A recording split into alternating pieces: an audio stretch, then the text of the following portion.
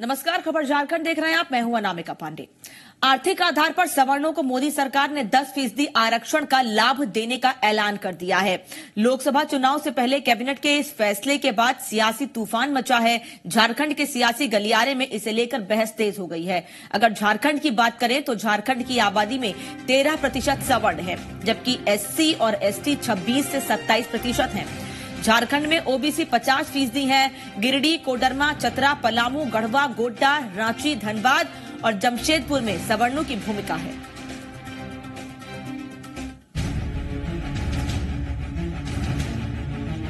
चुनावी रणभेरी से पहले आरक्षण की दुमदुमी बजनी शुरू हो गई है। मोदी कैबिनेट ने सवर्णों की मांग को चुनावी साल में मानकर विरोधियों के इरादों को बड़ा झटका दिया है। सवर्णों को आर्थिक आधार पर 10% आरक्षण देने के प्रस्ताव को केंद्रीय कैबिनेट ने मंजूरी दे दी है। आरक्षण सरकारी नौकरियों और शैक्षणिक संस्थानों में प्रवेश में मिलेगा। आर्थिक आधार पर दिया जाएगा आरक्षण। 10% आरक्षण मौजूदा 49.5% कोटे से अलग होगा। आर्थिक रूप से जो हमारा स्वर्ण समाज के गरीब लोगों को आरक्षण मिले, इसका सभी दल स्वागत करेंगे, मुझे पूरी उम्मीद है। अब एक नजर कि आखिर किनको मिलेगा लाभ। सालाना आमदनी 8 लाख रुपए से कम है, जिनके पास 5 एकड़ तक जमीन है, 1000 वर्ग फुट से कम मकान है। कस्बों में 200 गज जमीन वालों को लाभ, शहरों में 100 गज जमीन वालों को कोटा का लाभ। लोकसभा चुनाव के मद्देनजर इसे केंद्र सरकार का मास्टर स्ट्रोक माना जा रहा है, लेकिन झारखंड कांग्रेस और जेएमएम इस फैसले को चुनावी लॉलीपॉप बताने में लगी है। तो ऐसी स्थिति में झारखंड मुक्ति मोर्चा चुनावी लॉलीपॉप है और सरकार इस चुनावी वर्ष में सिर्फ लोगों को दिग्भ्रमित करने का और छलने का काम कर रही है। चुनावी लाभ लेने के लिए, राजनीतिक लाभ लेने के लिए इस प्रकार की घोषणाएं कर रही है, जबकि संवैधानिक प्रावधान जो है उसके तहत बगैर किसी संशोधन के या बिल लाए हुए आप इस प्रकार का प्रावधान नहीं कर सकते। देश की हिंदू आबादी में 31% सवर्ण है। 125 लोकसभा सीटों पर सवर्णों का असर होगा। इन सीटों पर जातिगत समीकरणों में सवर्ण भारी हैं। बीजेपी सवर्णों को नाराज नहीं करना चाहती। मौजूदा चुनावी नतीजों में दिखी बीजेपी के खिलाफ सवर्ण की नाराजगी। यही नहीं, पिछले साल सवर्णों के आरक्षण को लेकर कई जगह आंदोलन हुए। तो क्या सवर्णों के आंदोलन से हिल गई सरकार?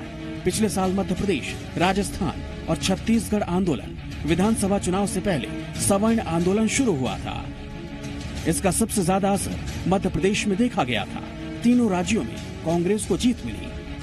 अनुसूचित जाति जनजाति संशोधन अधिनियम के खिलाफ सवर्ण संगठनों ने सितंबर में भारत बंद भी रखा था। राज्य बनने के बाद शुरू के दिनों में जब अलग प्रदेश बना तो 2 वर्षों तक हमने प्रयास किया था कि आदिवासियों के हितों के बारे में काम हमने प्रारंभ किया। झारखंड की बात करें, 2001 में मरांडी सरकार ने झारखंड में 73% आरक्षण लागू करने की सिफारिश की थी।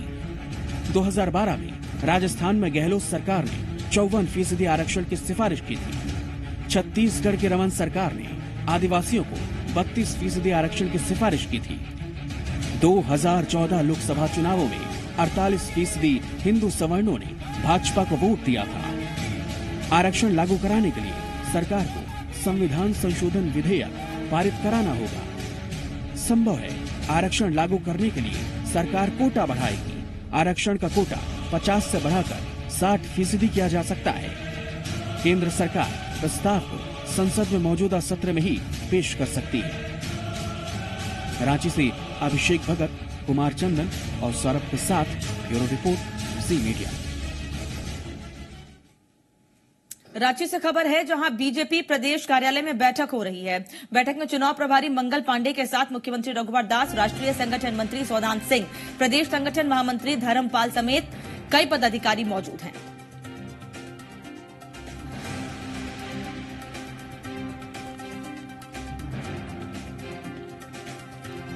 तो रांची से बड़ी खबर है, जहां बीजेपी प्रदेश कार्यालय में चुनाव प्रभारी मंगल पांडे के साथ बैठक चल रही है।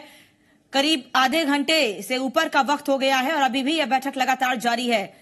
इसको बैठक को लेकर यह भी कयास लगाए जा रहे हैं कि क्या साल 2019 को लेकर इस बैठक में कोई बड़ा मंथन, बड़ी चर्चा हो सकती है। आपको बता दें कि बैठक में मुख्यमंत्री रघुवर दास के अलावा राष्ट्रीय संगठन मंत्री सौदान सिंह, प्रदेश संगठन महामंत्री धर्मपाल समेत कई पदाधिकारी मौजूद हैं। 2019 लोकसभा चुनाव की तैयारी में बीजेपी जुटी हुई है और राष्ट्रीय स्तर पर कई समितियां पार्टी ने गठित की हैं, जिसमें घोषणा पत्र बनाने के लिए चुनाव प्रबंधन करने, संसाधन जुटाने के साथ साथ जनता की समस्याओं को इकट्ठा कर घोषणा पत्र में शामिल करने के लिए नेताओं का चयन किया जा रहा है। राष्ट्रीय अध्यक्ष अमित शाह और केंद्रीय गृह मंत्री राजनाथ सिंह की अध्यक्षता में देश भर से नेताओं का चयन किया जा रहा है, जिसमें झारखंड के पूर्व मुख्यमंत्री अर्जुन मुंडा को 2019 लोकसभा चुनाव के मैनिफेस्टो कमेटी का सदस्य, जबकि मंगल पांडे को चुनाव प्रभारी बनाया गया है। अर्जुन मुंडा और मंगल पांडे को कमेटी सदस्य बनाए जाने पर मंत्री सरयू राय ने बधाई देते हुए कहा है कि प्रधानमंत्री नरेंद्र मोदी 2019 का चुनाव भी जीतेंगे। सरयू ने विपक्षी एकजुटता पर भी सवाल खड़े किए हैं।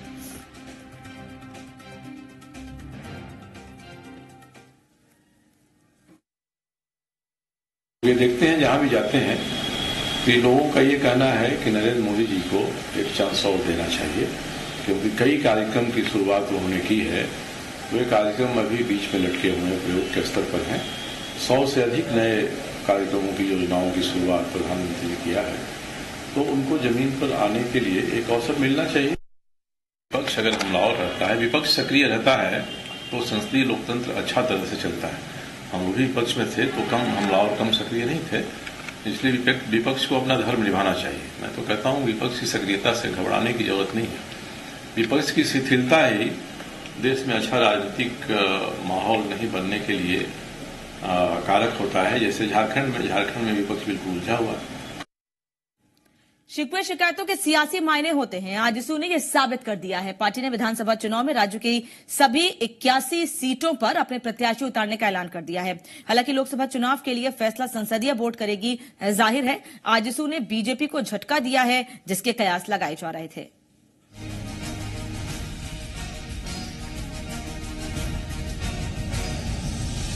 बीजेपी और एजेएसयू गठबंधन के बीच गांठें जाहिर हैं। तलखी भी सहे, झिड़कियां भी झेली, नखरे भी उठाए, लेकिन वो हैं आज भी शिकवे पाले रहे। वरना क्या बात थी कि चुनावी साल में चाल बदल ली।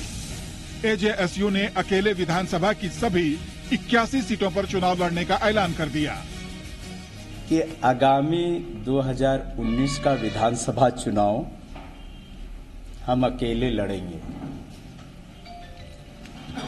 लोकसभा चुनाव के संदर्भ में निर्णय लिए है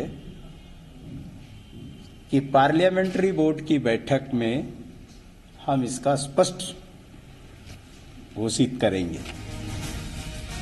जाहिर है सियासी नफा नुकसान का आकलन कर रही एजेएसयू इसके लिए पार्टी सुप्रीमो सुदेश महतो की स्वाभिमान यात्रा के बाद फरवरी में रांची में एक बड़ी रैली करेगी, जिसमें संभव है कि एजेएसयू दूसरा धमाका करे।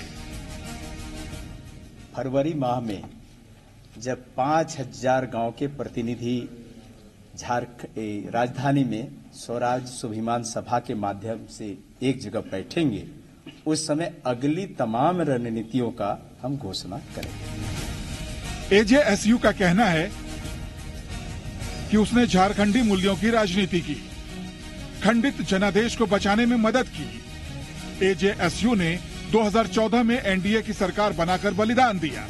अब सवाल है कि किस बलिदान की बात कर रही है एजेएसयू? क्या बलिदान की कीमत चाहती है एजेएसयू? बीजेपी को सियासी घुड़की दे रही है एजेएसयू? फैसले से पहले गठबंधन से राय मशविरा क्यों नहीं? स्वाभिमान यात्रा के दौरान क्या सुदेश को अपने जनादेश का भान हो गया, जिसकी वजह से उन्होंने बीजेपी की अनदेखी करते हुए सियासी रणनीति बनाई? लेकिन बीजेपी अब भी जल्दबाजी में नहीं। हमारा जो गठबंधन है वो राष्ट्रीय स्तर पर हुआ था। हम तो अंतिम समय तक चाहेंगे कि विकास की जो हमारी रथ है उसमें आजसू भी सवार रहे, और हम अंतिम समय तक आजसू हमारा पुराना साथी है, उसे साथ रखने की कोशिश करेंगे। राजनीति संभावनाओं का खेल है, समीकरण का खेल है। लक्ष्य केवल सत्ता है, जिसकी ताक में शायद एजेएसयू ने एकला चलो का फैसला किया है। लेकिन सवाल है कि सत्ता के लिए जहां गठबंधन मजबूत करने की जुगत में है, वहीं बना बनाया गठबंधन छोड़ एजेएसयू अलग थलग क्यों है? सौरभ शुक्ला, जी मीडिया, रांची। जेवीएम की आज आजसू ने खूब तरफदारी भी की है।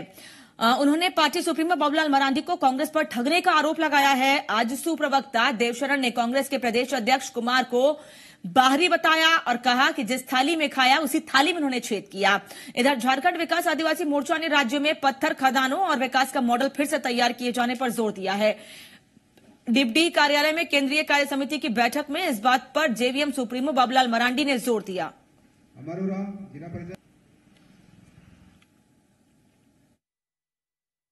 सांसद बनने के बाद बाबूलाल जी को लात मार दी। मैंने इनका ये रहा कि जिस थाली में खाए उसी थाली को छेदा कर दी। तो उनसे हम किसी राय मशवरे का उम्मीद नहीं करते कि वो पार्टी के संदर्भ में मशवरा दे।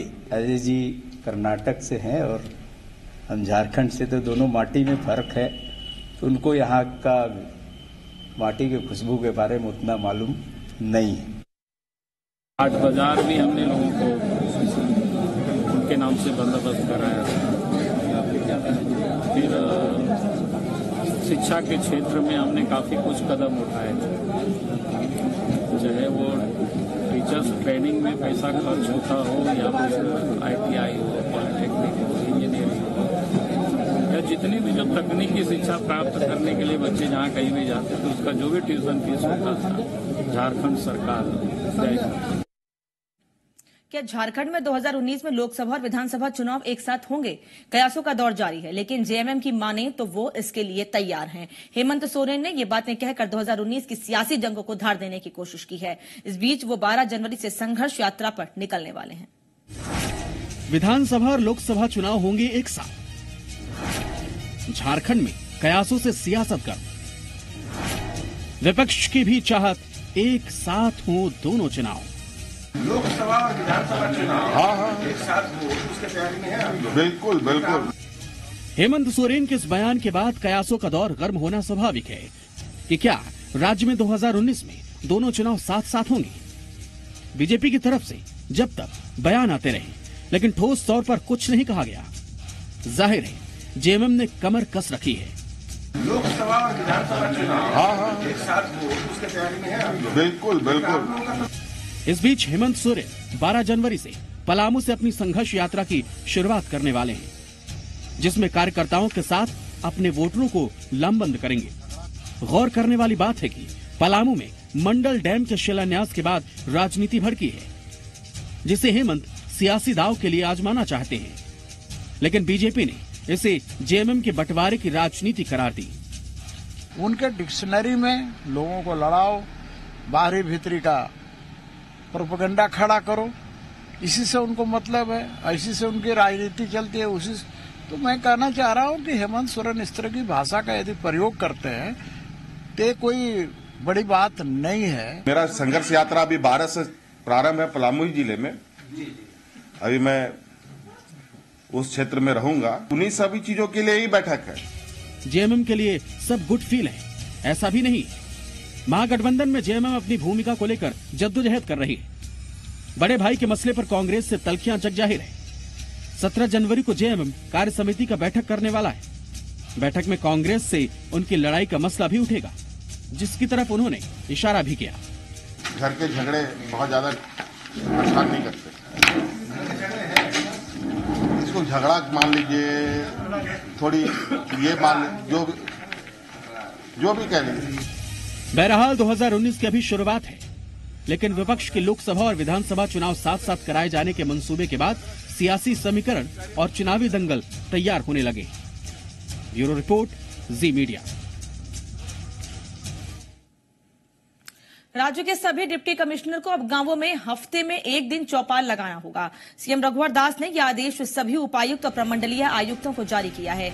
योजनाओं की समीक्षा बैठक के दौरान सीएम ने विकास कार्यों को तेज किए जाने पर जोर दिया, जिसके बाद उन्होंने ये आदेश जारी किया है। सीएम ने कहा है कि डिप्टी कमिश्नर सप्ताह में एक दिन चौपाल लगाकर लोगों की समस्याएं सुने। मुख्यमंत्री अन्नदाता आशीर्वाद योजना की रूपरेखा तय की गई है। इसके तहत जो परमिट तैयार है उसके बारे में दिशा निर्देश भी दिए गए हैं।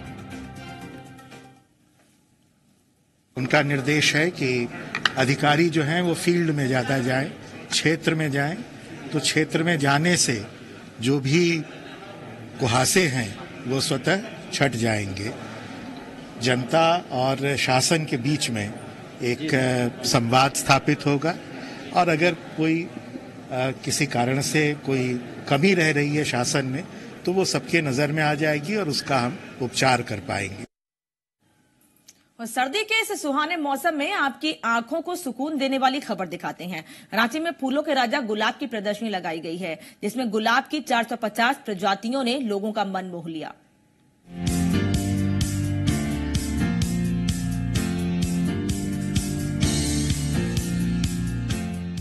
लाल गुलाब, पीले गुलाब, गुलाबी और सफेद गुलाब, एक या दो नहीं सैकड़ों गुलाब। फूलों के राजा को इतनी बड़ी संख्या में एक साथ मुस्कुराते जिसने भी देखा उसकी खूबसूरती और खुशबू के असर से बच नहीं सका। मौका था राजधानी रांची में आयोजित रोज शो का। रोज सोसाइटी ऑफ रांची की तरफ से आयोजित प्रदर्शनी में राज्य ही नहीं सूबे के बाहर से भी गुलाब प्रेमियों ने शिरकत की। 94 रोज शो हो रहा है ये रांची क्लब में। इसमें इस बार कम से कम 25 एंट्री हुए अलग अलग संस्थाओं से, संस्था के, जैसे CMPDI है, RDCI सेल है, HEC है, रांची क्लब है। लोगों को दिल में गुलाब के प्रति जागरूकता लाना है कि आप गुलाब लगाइए। इसमें हम लोग सारा हेल्प करते हैं। रांची की सुंदर फिजा में जो गुलाब खिलते हैं उसका देश भर में कोई जोड़ नहीं। कहा तो ये भी जाता है कि दुनिया में सबसे अधिक वैरायटी के गुलाब न्यूजीलैंड के बाद रांची में ही मिलते हैं। न सिर्फ इनका रंग बल्कि आकार भी अद्भुत होता है। रोज डे के मौके पर खूबसूरत गुलाब उत्पादकों को पुरस्कार भी दिए गए, जिसमें किंग ऑफ द शो का ताज, गार्डन ऑफ द वर्ल्ड का खिताब रांची क्लब के सिर सजा। तो ये जरूर आपस में एक दूसरे के साथ देखना क्या क्या वैरायटीज नया आया है और एक पॉजिटिव कॉम्पिटिटिव एनवायरनमेंट क्रिएट करता है। और झारखंड राज्य के लिए, रांची के लिए विशेष रूप से ये बहुत ही अच्छी पहल है। साल में 2 बार लगने वाली ये प्रदर्शनी शहर को एक खूबसूरत माहौल देती है। इसमें न सिर्फ विभिन्न संस्थाएं और इंडिविजुअल बल्कि गुलाब जैसे खूबसूरत बच्चे भी शिरकत करते हैं। रंग बिरंगे गुलाब की इस प्रदर्शनी का सबको बेसब्री से इंतजार रहता है। मनीष सिन्हा, जी मीडिया, रांची। इन खबरों के साथ इस बुलेटिन में फिलहाल इतना ही, लेकिन जी बिहार झारखंड पर खबरें जारी हैं। नमस्कार।